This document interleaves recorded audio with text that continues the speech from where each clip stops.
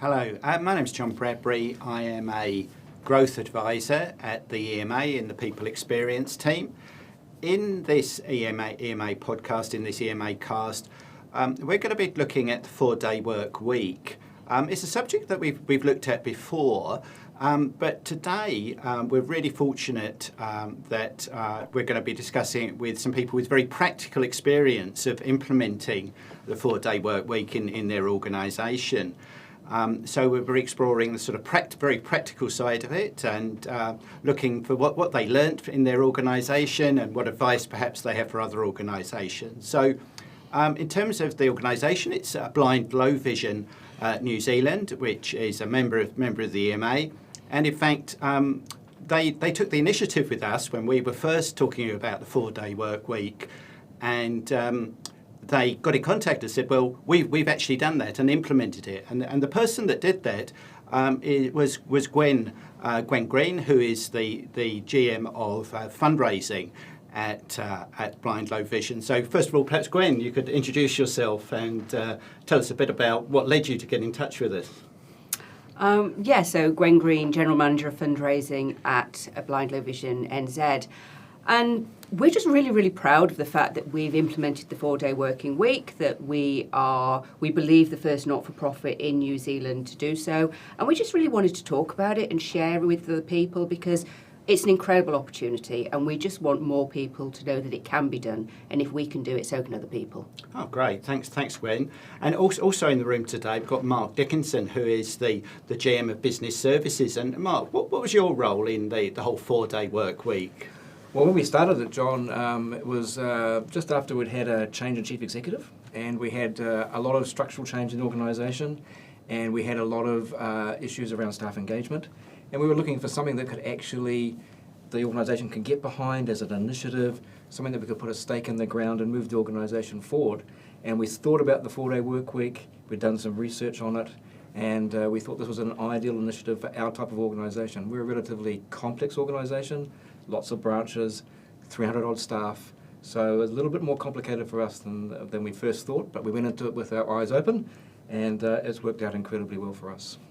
One of the things I found interesting in talking to you over the last couple of months is actually that point you mentioned there about the complexity of your organisation. Would one of you, or perhaps both of you, like to explain about what it is that you do and what makes that complexity there?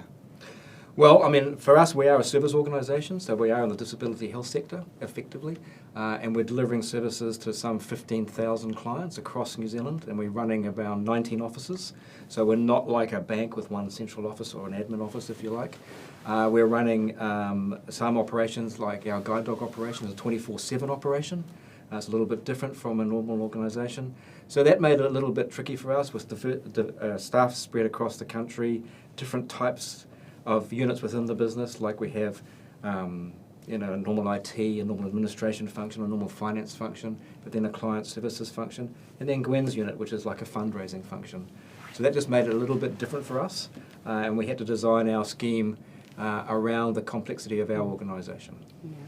And I think that's the key thing, is that we have so many different facets to our organisation, and I truly believe if we can do it, then so can anybody else. Because you think of our administration centres, we've got large offices in, for example, in Christchurch and Auckland, but then in other places around the country, we've got some really small offices, which, are almost akin to small businesses in their local community. We've got fundraising department, which is dealing with members of the public every day of the week, sometimes more, sometimes less, depending on the time of year. We're out visiting clients in their homes. We've got the guide dog services, as Mark said. So we cover a lot of areas in types of work we do and how we communicate and ensure we're effective. So making that right for every area of our business has been kind of a really key priority. It has. And I think one of the key things, John, is that one of the fundamental points of the 4-day work week for us was that it's a staff-led solution. So it's not a top-down solution. It was not a management-led solution. Management put up the ideas.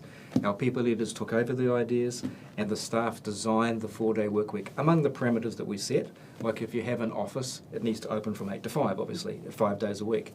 But we set the parameters, and we said to the staff, you design the work patterns, you'll accept your KPIs around what you do and what you need, as long as you meet the fundamental business needs. And that was a huge advantage for us. We learned a great deal out of that. Yeah. And I think people felt really empowered that within their teams and within their departments, they got to design what it would look like and work for them. Yeah, that's very interesting you talk about that, because often in organisations you talk about sort of making change and sort of changing the culture and kind of which kind of comes first. How did that work for you? Did you have a culture of empowerment before with your teams, or is this a kind of output of the work that you've done here? I think it's an output. I mean, we didn't have great staff engagement. And so this was a means of us engaging with the staff around something that was really, beneficial to them as well. And it was a staff-led solution, so they were engaged from day one.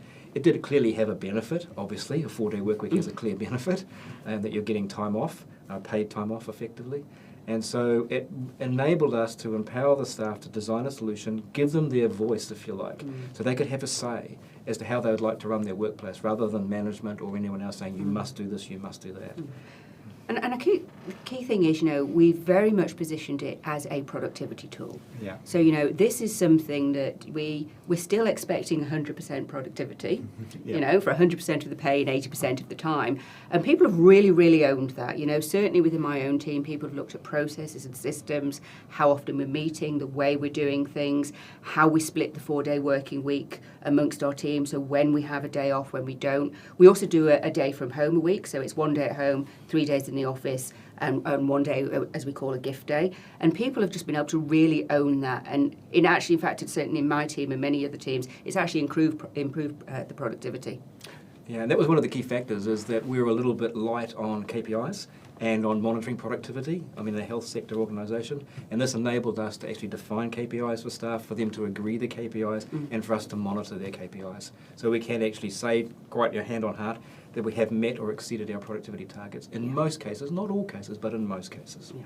Okay, so I mean, it sounds like a lot of things that sort of gain staff buy-in, things that have given outputs in terms of productivity. I know when HR managers or HR practitioners come to me and ask about sort of implementing 4-day work week or other sort of flexible working patterns, one of the questions for them is about getting buy-in from other senior managers. How did that work for you guys with your peers?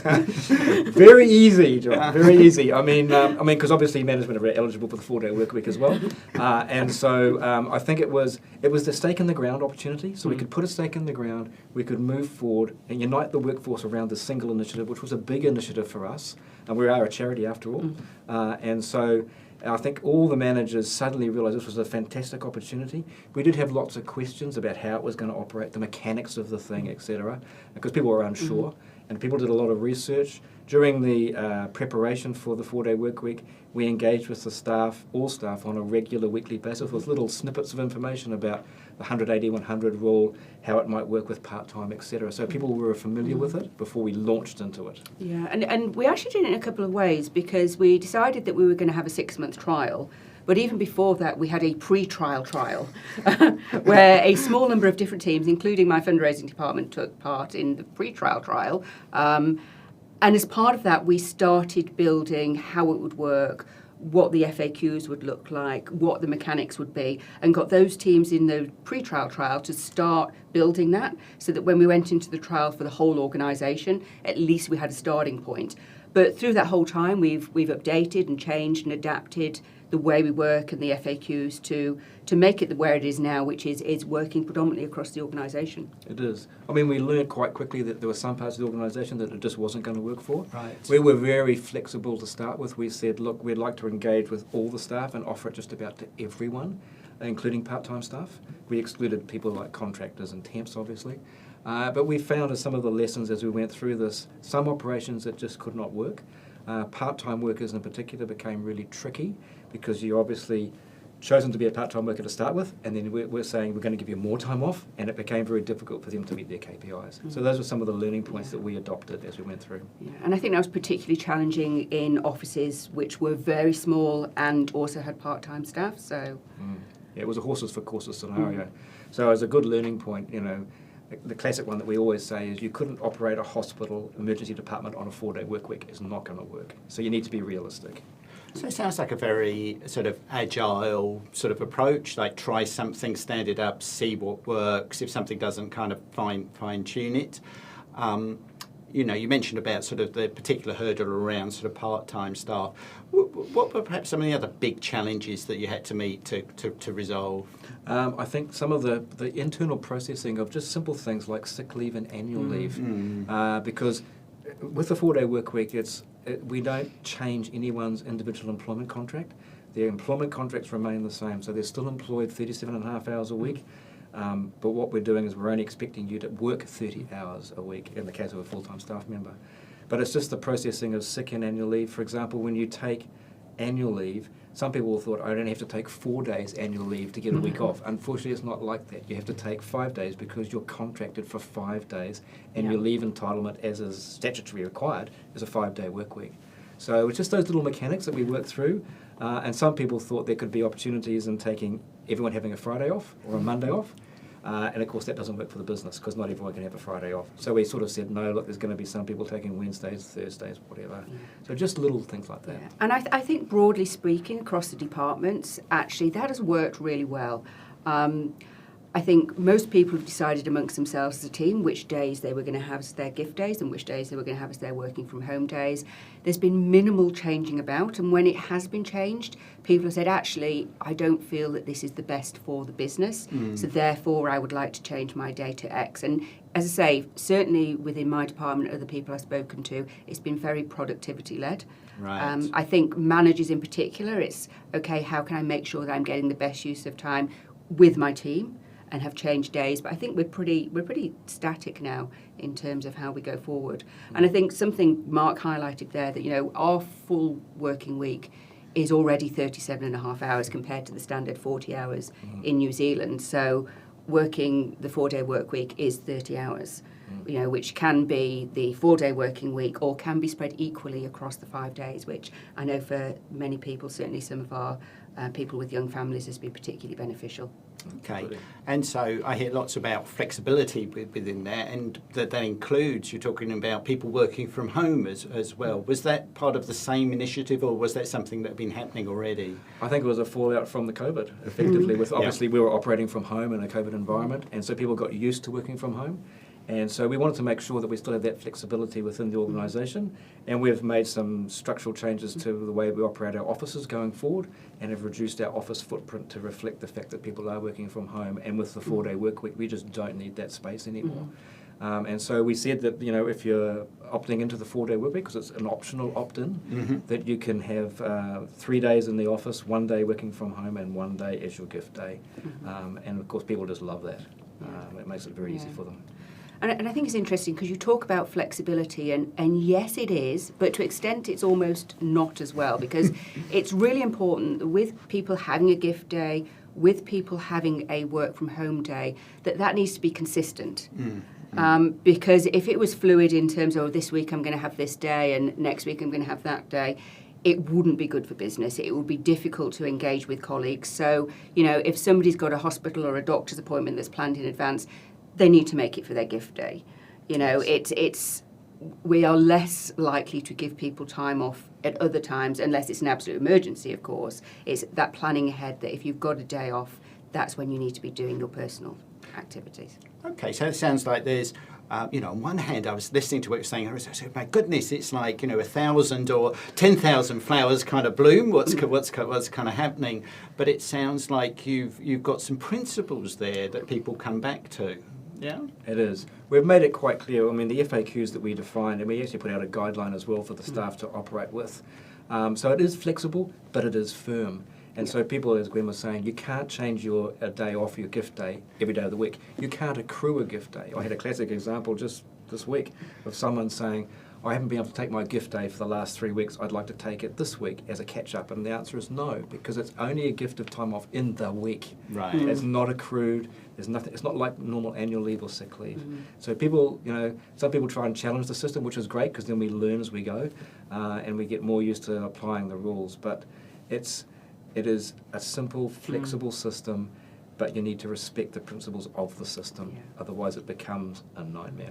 And it's really important that it is respected, because then it needs to work for all. Yeah.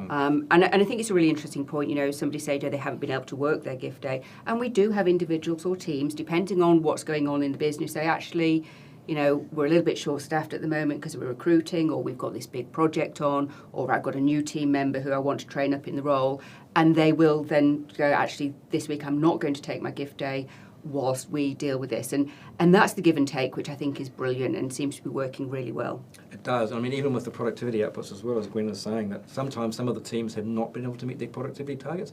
So we have suspended the 4-day week program while they get back on track. Invariably, it's been because we've been short-staffed. Right. Yeah. Okay, so I mean, I've heard this mention of gift day a few times, and I remember we talked to Dr. Jared Haar about his research all across this, and he had some interesting findings around what people did on their gift days and so forth. What do your staff? What do you typically do on your gift days? Well, first you've got to get a gift day. But it's amazing. I think one of the advantages is because it's a scheduled day of the week, you can arrange. It's amazing. You know, you've got to get your teeth cleaned. You've got to go to the doctor, whatever. You can get that done. And it's amazing how you can fill in a day off. And I mean, it doesn't mean going to the golf club or whatever. It is actually just taking some time out to do other things. And it's just relaxing. I mean, a lot of people, you hear invariably, oh, I managed to go to the doctor. I managed to get the car serviced. It's that sort of routine stuff that they can schedule and get done.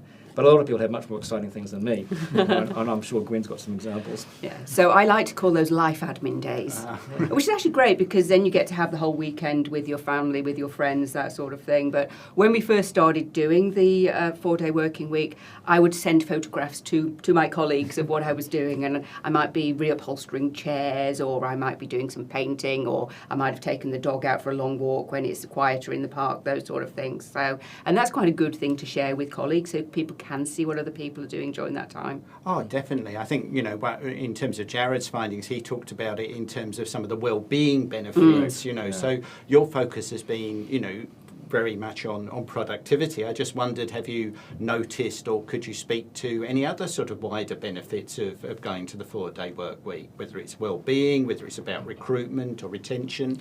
We did. We very clearly focused on what the other benefits would be. Yeah. And when we were surveying the staff before we started, during the pre-trial, and actually during the operation itself, we actually surveyed the staff and said, you know, how have you found stress levels?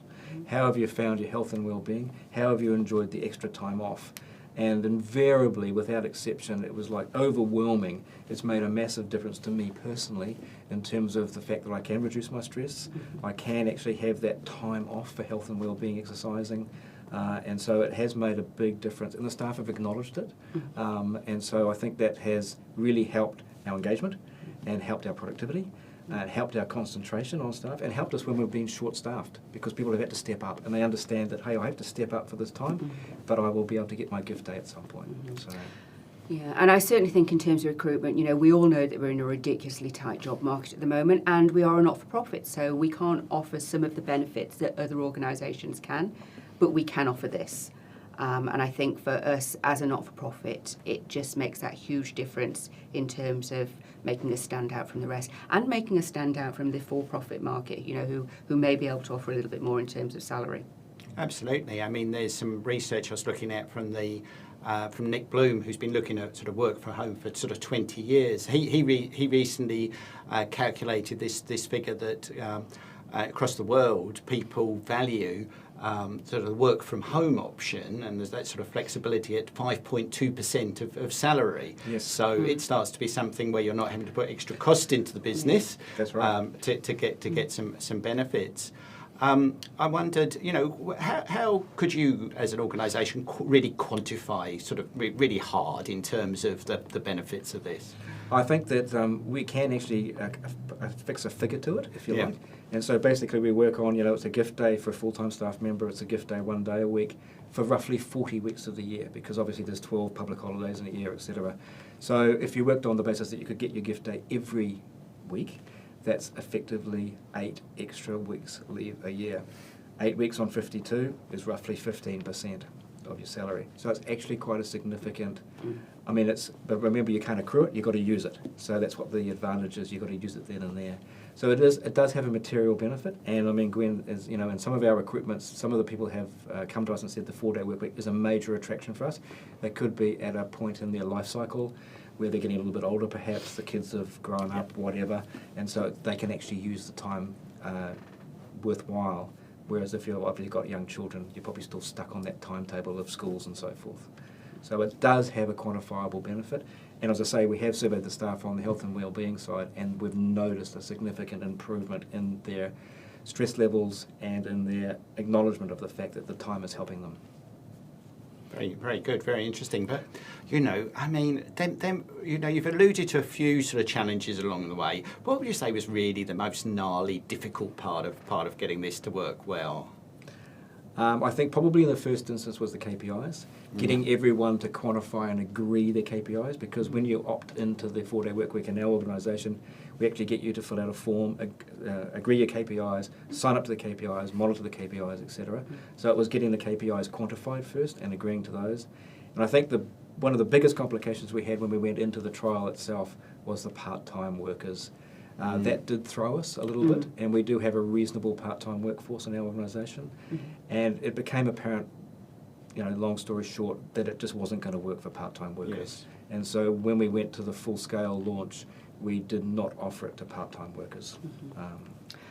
But they were offered a more flexible working pattern in agreement with their manager. So for actually quite a number of our part-time staff, whilst they couldn't opt into the 4-day working week, they could all look at other alternative flexible working patterns. Right. So I get the impression from you guys that no problem's like a big deal for you, that you work out a sort of practical way of working through it.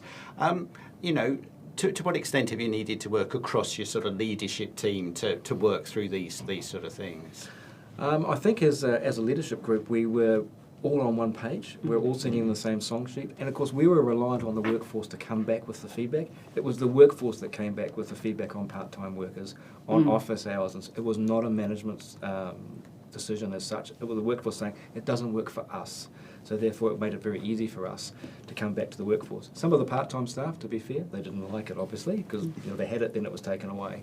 And that was a good lesson to learn, that we wouldn't do that again. But no, I think as a leadership group, we're totally aligned in the 4-day work week. We use it ourselves. It is hard sometimes because the principle of the gift day, if you like, is that you don't do any work. So you don't look at your emails, you don't look at your phones, you don't answer your phone, and we all know how hard that is, especially if it's a midweek. Like I have a Thursday off as my gift day, so you're tempted. But it's just the discipline. And it is a matter of discipline. Yes. So I have made sure that I have a personal phone and a work phone so that I actually can put everything away, which I think is really important. And I try and plan ahead. So it's either a life admin day or I'm planning to do something for my well-being on that day to make sure that actually I am using it properly. Every now and then I do sneak a look at emails, but I really proactively try not to. And the more that you practice that, actually the easier it becomes, because ultimately the world isn't going to fall apart if I don't look at my emails for a day. Absolutely, and as a senior leader in the organisation, you're sort of setting the example as well. So they're not replying at 2 o'clock on a Sunday morning to an email from Mark, and that you're setting that example. And I mean, in organisations, I can imagine people are sitting there going, right, okay, it's just 4-day work week. There's flexible working. There's kind of gift days. That's great that you've got your kind of senior management team sort of aligned on this. Where the work really hits the ground is that sort of middle manager, sort of team leader part of the organisation. What have you noticed in terms of that group of people? What support have they needed, or what have they done particularly well, do you think?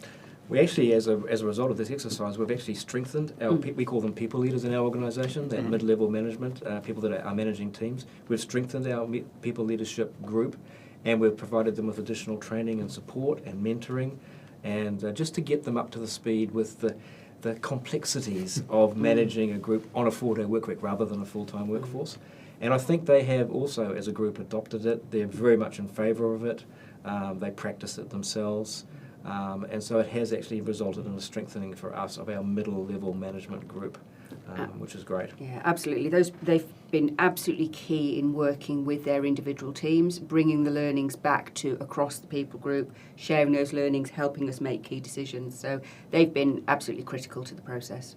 And to do that, is that something that's now so embedded in the business it just happens as a normal course of the work, or do you have like a special working group or committees still working on this?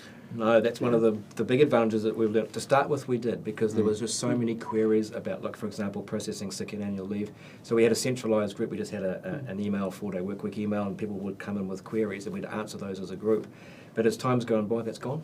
And now, for example, I would not receive any queries at all about the 4-day workweek. Incredibly rare. It would be a very technical question, more a legal question rather than anything else. So our people managers and the staff themselves, they've now got into the routine, so they know what to do and how to proceed. Yeah. And I think that's because we've built the ways of working as we've gone along. We've updated, re-updated our FAQs as we've gone along. And I think, as Mark's alluded to a couple of times, one of our biggest challenges for some people was getting a head round, actually, what if it's a public holiday? What if I take annual leave? And just really re-educating, making sure people leaders are really clear on that. You know, particularly over Christmas or Easter periods where there's more public holidays, what that means for people. But I think we've cracked that one now. Yeah, I think we have. And as part of the induction of new staff coming on board, they are familiar with that process. And the FAQs now are so strong, it's very easy. I mean, you've mentioned the FAQs a few times. I'm just wondering, how long is it now? How big is this sort of... I think it's about, as last time I looked, it was about 27 questions. Oh, right. Yeah, Okay. So it's quite comprehensive. Yes. Some of the stuff's quite basic. Yes. About, if you've chosen a gift day as a Thursday, you're going to stick with that Thursday for the next quarter or 6 months. You can't keep chopping and changing. Some of it is more complex about the annual leave and so forth. Oh my goodness, that doesn't sound quite as intimidating as I thought it might be. It's really practical because we've built it as we've been going along. We've learned, we've adapted, we've changed. So it's FAQs that you can implement. Yes. Yeah, it sounds like it's been led by what's happening in the organisation, what's the problem we're trying to solve. And I just, again, actually reflect back on my conversation with Jared Hart. Again, he talked about an organisation that had written a manual at the beginning for the 4-day work week. And they wrote this manual, and he described it as being that thick. And he said they wrote it and then they said it's too complicated, we're not going to do it. So you've taken the opposite approach, it We seems. have. I mean, we built up the FAQs over time. I mean, our guideline that we actually issue as well is probably a 2-page document. Yeah. It's very simple. Yeah. And as Gwen says, the FAQs are actually practical FAQs. You ask the question, here's the answer. Yeah. And rather than some long policy document, we don't do that.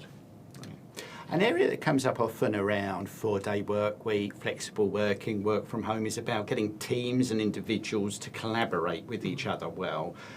You've talked about positive benefits in terms of strengthening your sort of people leaders. What about that sort of at the individual contributor level? What have you seen there? Probably a good one for Gwen because she's got a good team within the fundraising and they've been very proactive with the 4-day work week. Yeah, I think, as we said, it's down to being people-led. And being people-led isn't just about the 4-day working week. It's about the culture. It's how they interact as a team. So for my team, I have a team with an incredible cross-working culture, both within the team, looking to engage people with outside of the team, and constantly being out there and finding out what other people are doing and how we can be involved. So certainly within my team, everybody works on a Tuesday. Nobody has a gift day on a Tuesday. The majority of people are in the office on a Tuesday, and that's when we have our key structured meetings. And it's also when they'll often find time to have conversations with other people. Because what we found in fundraising is the fundraisers are outgoing people. That's by nature who we are. So that face-to-face time is actually really, really important to bounce ideas off each other, which we can then go away and actually implement in other times. So, for example, I work from home on a Monday because I find it's a great way to... I block my diary out. I don't have any meetings, just to get a jump on the week, get work done that I need to really focus on. So then when I'm in the office Tuesday to Thursday, because I'm one of those fortunate people with a gift day on a Friday, but that works for fundraising. Nobody wants to donate on a Friday. But Tuesday to Thursday, I can be really in the office and I can be really engaged. And that for me is absolutely critical. And my managers try and do exactly the same thing so that when we're in the office, we can be really, really present with our staff. So, I mean, that sounds a fantastic way of sort of managing yourself and managing your relationships with your team. Is that the sort of thing that you think if we, went into Blind Low Vision, started talking to people, that would be the sort of thing we'd be hearing from most people there? Yeah, no, I definitely think so. That, the staff are really cognizant of the benefit that they've got and they're really keen to keep the benefit that they've got. And so they are, again, now focused on productivity. It's amazing how, in a 5-day work week, you can fill in a 5-day work week with lots of meetings, and lots of phone calls, and now we have the situation, obviously COVID and Zoom helped us, but we're now finding that people are saying, well, I don't need to go to that meeting. You know, that's going to take an hour or half an hour out of my 4-day work week. I can do better things with my time. Report back to me when you've got whatever the outcome of the meeting was. So we've found that people have been much more efficient in the use of their time, and that's helped us greatly. And I think in a constructive way, because, you know, and it's getting back to the culture piece. There could be people who say, oh, no, I'm not going to attend that meeting. But it's about trust. It's about being there for your colleagues, because the 4-day working week takes everybody being engaged. Otherwise, it wouldn't work. And so when people say, actually, do I really need to be at that meeting? It's a genuine, do I need to be at the meeting because I could be doing X, Y, and Z, which is a greater benefit for everybody. Okay. So lots of work. So you've been on this journey for quite a while now. You know, what do you think's next for you as an organisation in terms of working practices? And That's a very good question. I think that we're still probably, we're 9 months in now into this process, and I think we've got it nailed so far. I think that going forward we have some new officers coming on board. We have a new office coming back in, so we're going to assimilate our teams back into a new head office or new central office, if you like. And we've done that around hot desking. And so we've sort of said that, you know, normally 100 people might work in our central office. We've created 50 desks. So we're trying to encourage that working from home, working 4-day work week with the flexible hot desking, so no offices for anyone in this new environment. So we're trying to open the office up that way, encourage collaboration amongst teams, people intermixing. So I think that's probably our next step, our next challenge in the journey will be around that. Yeah, and that's actually quite interesting, because when I say to people, oh, we're moving to a hot desk environment, nobody has their office, and they're like, even the CEO, it's like, he's really looking forward to hot desking. And I think in this 4-day working week environment where people are working from home or it is their gift day, actually having the opportunity to sit in a room with other people, with different people each day, it just helps collaboration. We've already got a couple of other offices around the country and within Auckland where we are already hot desking, and we are really finding the benefits of just being able to be with people perhaps traditionally we wouldn't have been with. Okay, so you're getting benefits from that, and it's a nice sort of lead into, right? It's another sort of flexibility in effect, not having your own office or your own desk, and the times that you come in. You know, when I talk to HR managers and business owners in Auckland at the moment, you know, the subjects of recruitment of people and the challenges with that, and the challenge of retaining people in their organisation. How has the sort of 4-day work week and the other flexibilities that you've got here sort of helped you in those areas of recruitment and retention? I think with recruitment it does help us because we advertise the fact that we are a 4-day work week operation now. I think with retention, it's actually educating those that are thinking about leaving about the benefit of the 4-day work week, because invariably when they're looking at another organisation, they're not getting 4 days work week, and they're probably being asked to do 5 or 6 days work in the 5 days. And so it's just reminding them of the benefit and trying to say, well, there is a tangible benefit here, that it is the 40 days. And, you know, that's time that you've got to use yourself. You're probably not going to get that at another organisation. And that might balance off the salary problem. So why we can't afford to pay the very top of the market, obviously, as a charity, it does come into people's consideration, particularly if they're in the right life cycle with where they're at. Realistically, if you're a young 25-year-old, probably salary is going to be important to you. But if you're a little bit older and a different stage of your life, having time off is probably more important to you. Yeah, and I certainly think perhaps people who are further on in their career, it's probably going to retain them for longer, exactly why Mark says, because people I've noticed that are choosing to move on, it's a very structured decision in terms of their next career opportunity, their next step up, which might not readily be available within blind low vision. And certainly so within my department, that's something we're really looking at this year, is around training development and how we can look at opportunities to retain people within the organisation, be it in my department or across other departments. Oh, definitely. I think with sort of flexible working, I've certainly noticed more and more job adverts make sure they say up front what it is, because I think every recruitment manager, HR manager was being asked, what's your policy? So people are making sure they put it up front and make it clear. So, with recruitment, I can see its benefits. And with retention, I think, as you say, it's another factor that people have to take into account when looking to move on. It may not outweigh other things in some cases. So, it sounds like this sits very well in your overall sort of value proposition to your employees. It does. And I think we've also got to probably remember that we also have the ability to offer a flexible working pattern, an FWA if you like, but they are mutually exclusive. You can't have a flexible working arrangement and a 4-day work week. It's one or the other.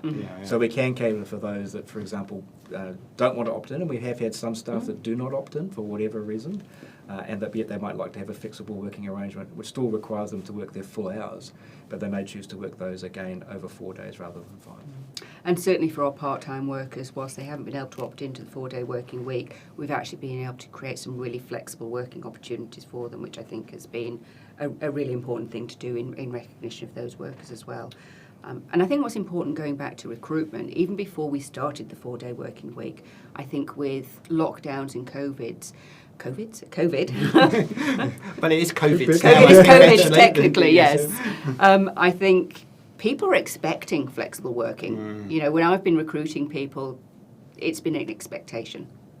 Oh, I think you're absolutely right. I think that expectations there from people, and I think being able to meet it very clearly with what your policies are, and as I say, the range of them, it creates a sort of powerful proposition in itself, let alone the other things that you can offer. So overall from this, if you were trying to distill down the advice to, other organisations about what to do, what would be sort of, 2 or 3 sort of absolute key things to do when considering this? One, absolute confidence in your staff to design the solution to suit them and the business requirements. It must be a staff-led solution, otherwise it won't work for you. And I think probably the second big one from my perspective is the KPIs. Actually defining very clearly and getting staff to agree what their productivity outputs are so that you can monitor them, because you need to be able to prove it. And I think those are the 2 big things from my perspective. Yeah, and I think leading on from that is we've always driven this as being a productivity tool. And using the term gift day, because it's not a day off in terms of legalese, but using the term gift day just reinforces that it is a gift. We don't have to give it, we're not obliged to give it, it's not part of the contract, but it is in recognition of productivity. Yeah, so there's that, very adult kind of trade-off around these things, and I think that point about trust takes us right back to the sort of very first thing you said about being sort of staff-led, and I think you've circled back to the sort of productivity gains and keeping an eye on that, and that's a very nice balance to kind of be able to hold both those things, and I think makes an organisation a very attractive place to work. People like places where they're trusted to do their best, and people like to be on, well, quite frankly, winning teams usually too. Yeah, no, it makes a difference, I think. And I mean, we did have an issue with KPIs in the organisation to start with, and people, most people are naturally reluctant to sign up to something that they're going to be monitored on, but we found that it was absolutely essential. And it was the way that we could sell the 4-day work week was, that's a quid pro quo. We'll give you the time off this gift day, but in return you must meet your 100% productivity. And we will monitor that, and as we've said, that when teams haven't been doing it, we will withdraw it. And we'll bring it back as well, so it's not a permanent withdrawal. We will work with you to ensure that you're reaching your productivity. Yeah, so again, that kind of mutual sort of payoff and mutual effort. So I mean, as I say, sort of covered a lot of sort of ground here.